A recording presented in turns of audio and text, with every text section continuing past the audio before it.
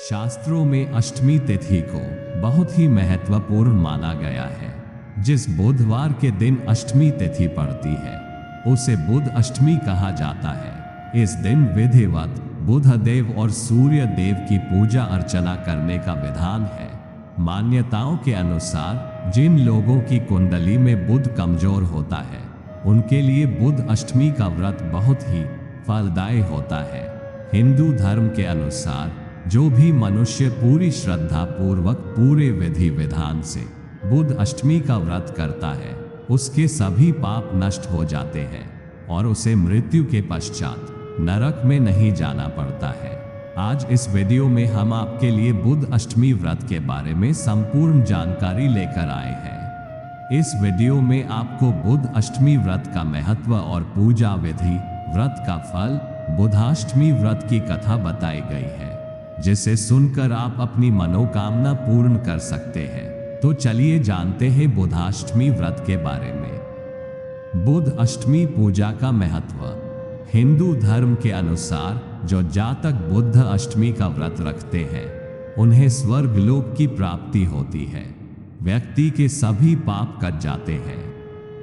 मान्यता है कि जिनकी कुंडली में बुध कमजोर होता है उनके लिए यह व्रत काफी लाभदायक होता है। यह विजय दिलाने वाली तिथि है। इस कारण जिन भी चीजों में व्यक्ति को सफलता चाहिए वो सभी काम इस तिथि में करे तो उसे सकारात्मक फल मिल सकते हैं। ये दिन बुरे कर्मों के बंधन को दूर करता है। इस दिन लेखन कार्य, घर इत्यादि वास्तु से संबंधित काम, शिल्प निर्माण से संबंधी काम, अस्त्र शस्त्र धारण करने वाले काम का आरंभ भी सफलता देने वाला होता है।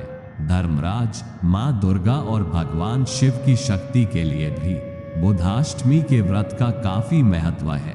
इस व्रत की ऊर्जा का प्रवाह व्यक्ति को जीवन शक्ति और विपदाओं से आगे बढ़ने की क्षमता देता है। बुध अष्टमी व्रत पूजा विधि। बुधाष्टमी के दिन ब्रह्म मुहूर्त समय पर उठना चाहिए।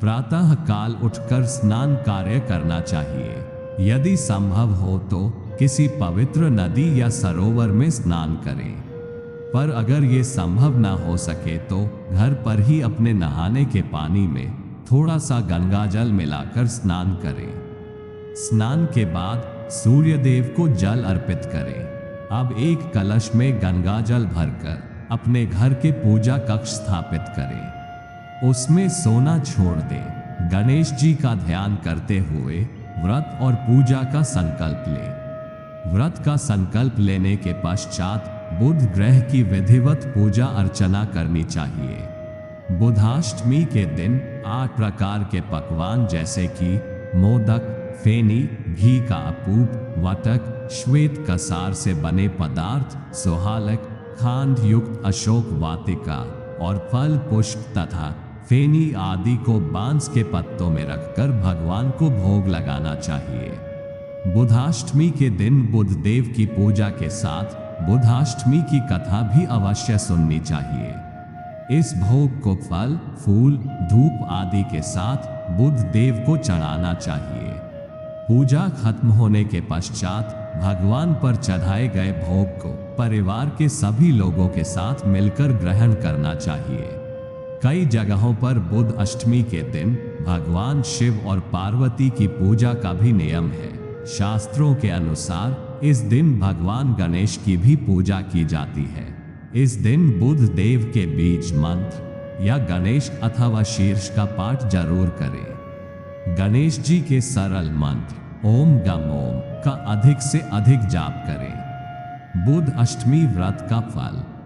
जो भी मनुष्य पूरे विधि विधान से बुध अष्टमी का व्रत करता है उसके 7 जन्मों के पाप नष्ट हो जाते हैं। बुध अष्टमी का व्रत करने से धन, धान्य, पुत्र और ऐश्वर्य की प्राप्ति होती है। बुध अष्टमी का व्रत करने से मनुष्य धरती पर सभी सुखों को भोग कर मृत्यु के पश्चात स्वर्ग को प्राप्त होता है।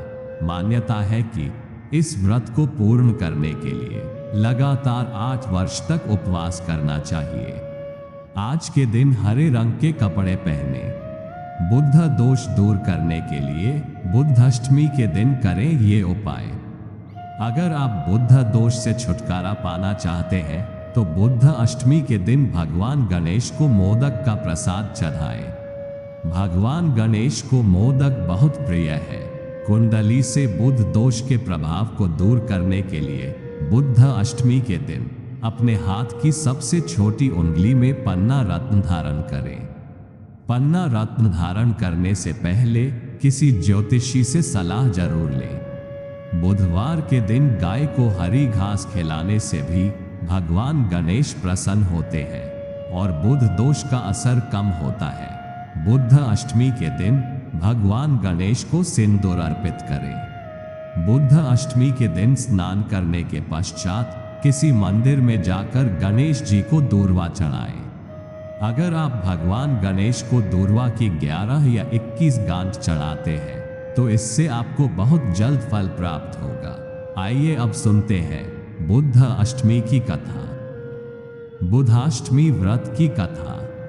विदेह राजाओं की नगरी मिथिला में निमि नाम के एक राजा थे। वे शत्रुओं द्वारा लड़ाई के मैदान में मार डाले गए। उनकी स्त्री का नाम उर्मिला था। उर्मिला जब राज्य च्युत एवं निराश्रित हो इधर उधर घूमने लगी तब अपने बालक और कन्या को लेकर वह अवती देश चली गई और वहां एक ब्राह्मण के घर में कार्य कर अपना निर्वाह करने लगी। वह विपत्ति से पीड़ित थी। गेहूं पिसते समय वह थोड़े से गेहूं चुरा कर रख लेती और उसे से क्षुधा से पीड़ित अपने बच्चों का पालन करती। कुछ समय बाद उर्मिला का निर्धन हो गया। उर्मिला का पुत्र बड़ा हो गया। वह अवती से मिथिला आया और पिता के राज्य को पुनः प्राप्त कर शासन करने लगा। उसकी बहन श्यामला विवाह योग्य हो गई थी। वह अत्यंत रूपवती थी। अवती देश के राजा धर्मराज ने उसके उत्तम रूप की चर्चा सुनकर उसे अपनी रानी बना लिया। एक दिन धर्मराज ने अपनी प्रिया श्यामला से कहा, वैदेही नंदनी, तुम और सभी कामों को तो करना, परंतु ये 7 स्थानों जिनमें ताले बंद हैं, इनमें तुम कभी मत जाना। श्यामला ने बहुत अच्छा कहकर पति की बात मान ली, परंतु उसके मन में कुतूहल बना रहा। एक दिन जब धर्मराज अपने किसी कार्य में व्यस्त थे तब श्यामला ने एक मकान का ताला खोलकर वहां देखा कि उसकी माता उर्मिला को अति भयंकर यमदूत बांध कर तपते तेल के कड़ाह में बार बार डाल रहे हैं। लज्जित होकर श्यामला ने वह कमरा बंद कर दिया। फिर दूसरा कमरा खोला तो देखा कि वहां भी उसकी माता को यमदूत शिला के ऊपर रखकर पिस रहे हैं और माता चिल्ला रही है। इसी प्रकार तीसरा कमरा खोला, देखा कि यमदूत उसकी माता के मस्तक में किले ठोक रहे हैं। इसी तरह चौथे में अति भयंकर श्रवाण उसका भक्षण कर रहे हैं। पांचवे में लोहे के स्नदंश उसे पीड़ित कर रहे हैं। छठे में कोल्हू के पिच ईख के समान पेरी जा रही है और सातवें को खोलकर देखा तो वहां भी उसकी माता को हजारों कृमि भक्षण कर रहे हैं और वह रुधिर आदि से लथपथ हो रही है। ये देखकर श्यामला ने विचार किया कि मेरी माता ने ऐसा कौन सा पाप किया जिससे वह इस दुर्गति को प्राप्त हुई। वो सोचकर उसने सारा वृत्तांत अपने पति धर्मराज को बताया। धर्मराज बोले, प्रिय, मैंने इसलिए कहा था कि ये 7 ताले कभी न खोलना, नहीं तो तुम्हें वहां पश्चाताप होगा। तुम्हारी माता ने संतान के स्नेह से ब्राह्मण के खेत से गेहूं चुराए थे। क्या तुम इस बात को नहीं जानती? जो तुम इस बात को मुझसे पूछ रही हो, ये सब उसी कर्म का फल है। ब्राह्मण का धन स्नेह से भी भक्षण करे तो भी 7 कुल अधोगति को प्राप्त होते हैं, और चुरा कर खाए तो जब तक सूर्य और चंद्रमा और तारे हैं तब तक नरक से उद्धार नहीं होता। जो गेहूं इसने चुराए थे वे ही कृमि बनकर इसका भक्षण कर रहे हैं। श्यामला ने कहा, महाराज, मेरी माता ने जो कुछ भी पहले किया वह सब मैं जानती हूँ, फिर भी अब आप कोई ऐसा उपाय बतलाए जिससे मेरी माता का नरक से उद्धार हो जाए। इस पर धर्मराज ने कुछ समय विचार किया और कहने लगे, प्रिय, आज से 7 जन्म पूर्व ब्राह्मणी थी।